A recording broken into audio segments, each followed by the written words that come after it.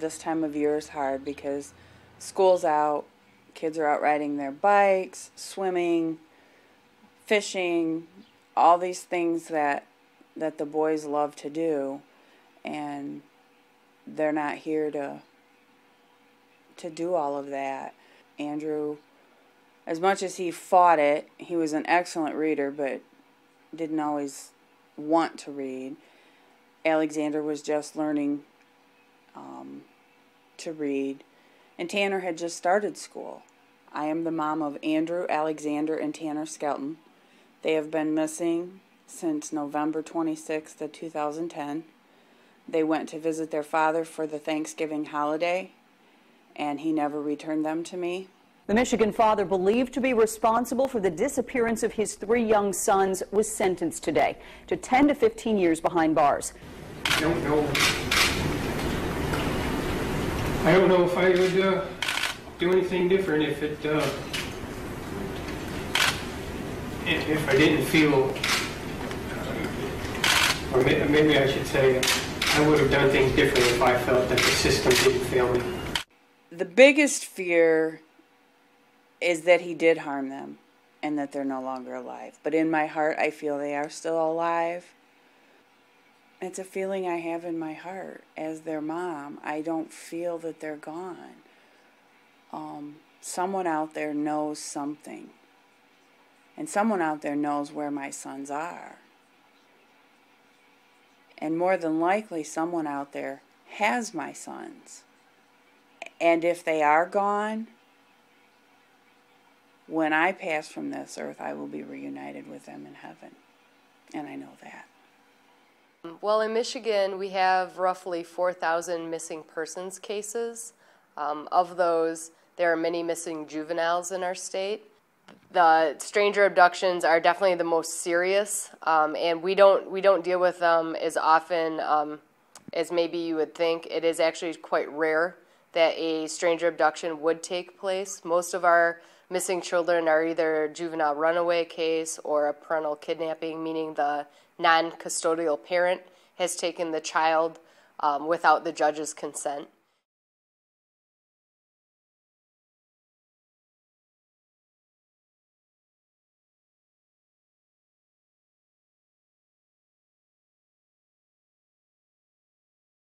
Well, she was a wonderful mother.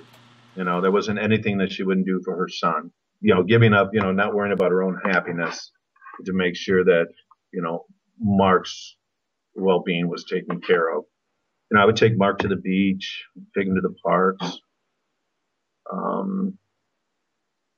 you know, teach him how to shave, even though he didn't have a blade in his razor. I mean, she cried one year when she didn't have any money for Christmas. You know, and that was the 80s. Everybody was out of work there in Michigan. So I sold my necklace and gave her money, and the child had a little bit of Christmas. It's been 32 years. You know, time doesn't heal the wounds. I Google her name every night, every single night. And what does come up is the missing persons files on them, you know, which is, I mean, it's heartbreaking every single night. You see it, you're just hoping for something different, but you know that that's what you're going to see. Their social security numbers haven't been active since the day they left. I mean, our families left wondering, you know, what's happened to Mark and Sue? You know, were they mistreated? Were they, you know, God forbid, their lives taken in a horrifying way? Did she just decide that she just wanted to disappear? I don't think that's the right, you know, answer at all, especially when, you know, we're packing your clothes. Don't you think you wouldn't have told your twin brother, hey, look, by the way, here's a hug goodbye. I'm never going to see you again. Well, that's kind of contradictory to this, like the year before when you gave me a hug and you told me never let there be 2 weeks that pass that we don't speak to one another again.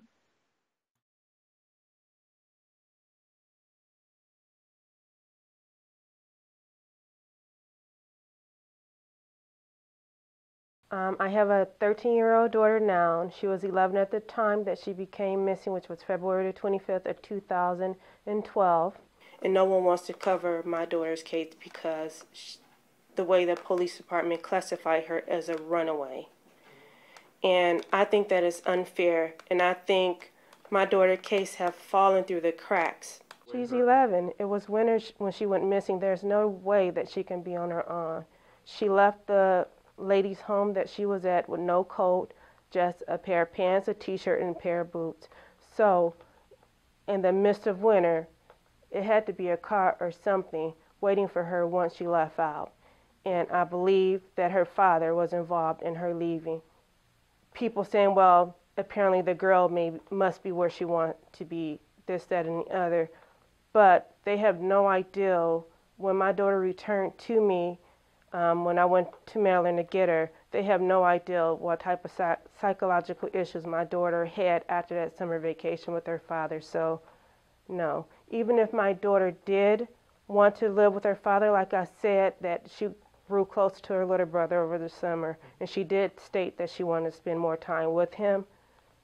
She's 11, and the issues that happened with him not returning her, there's no way that I would have even allowed her to go visit him again, period, from his actions. I honestly don't know if she's safe or if she's being harmed or mistreated in any way, and that's very scary to me. And even though people might say, well, if you think she's with her father, do you think her father will hurt her? The answer is yes. If her father can do all these things leading up to this point of me speaking to you, now I put nothing past him hurting my child. My advice is to keep your kids close. Don't allow them with people that you're not familiar with. Don't let them go into situations that you're uneasy about. You're uneasy for a reason. Trust your instincts. And also make sure that you have your ducks in a row if your child does go missing. Make sure that you have current photographs of your child, you have their fingerprints on file, and you have their DNA on file. Those are things that we don't want to think about, but we should. We should have that just in case, and it just gives you kind of peace of mind to know that at least you have that in case your child does go missing.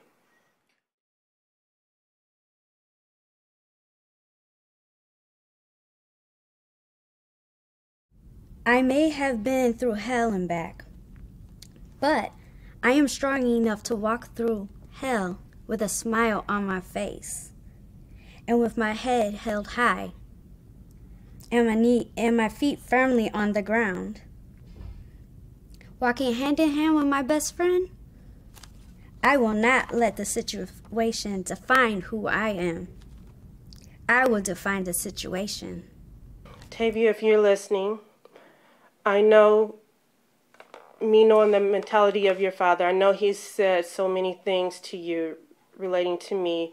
And if he's ever told you that I don't love you, I don't want to be bothered with you, I want to tell you right now that I love you. I never stop loving you. And no matter what happened from this day forth to the past, I forgive. I just want you to give me a call, let me know where you are, let me know where I can pick you up at so we can start our life over again. That my family and I are basically waiting for the moment for them to be reunited with us. We pray that one day the nightmare will end. We wish they would come home.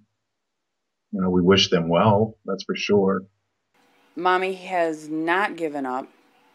I am still looking for you every day.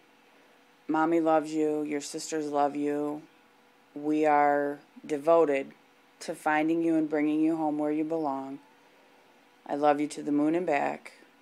And if ever there's an opportunity that you can get someone's attention and let them know that you've been taken from your mom, take that chance and you will get reunited. You will be reunited and brought home where you belong.